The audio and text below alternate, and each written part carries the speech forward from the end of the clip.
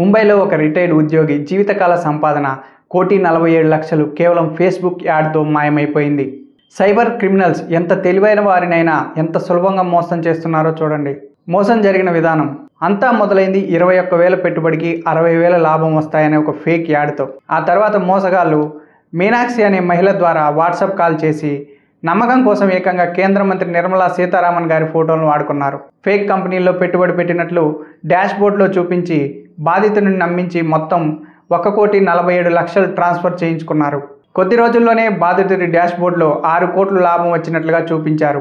కానీ ఆ లాభాలు విత్డ్రా చేసుకోవాలంటే అదనంగా 90 లక్షల గ్యారంటీ ఫీజు కట్టాలని డిమాండ్ చేయడంతో అది స్కామ్ అని బాధితుడికి అర్థమైంది. దీంతో అతడు పోలీసులకు ఫిర్యాదు చేశాడు.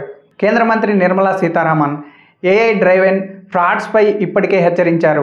ప్రముఖుల ఫోటోలు, ఫేక్ వీడియోలు చూసి మోసపోకండి. అలా మోసాల బారిన పడకుండా ఉండాలంటే సెబీ, ఎన్పిసిఐ తీసుకొచ్చిన ప్రత్యేక యూపీఐ హ్యాండిల్స్ను మాత్రమే వాడాలని పోలీసులు సూచిస్తున్నారు.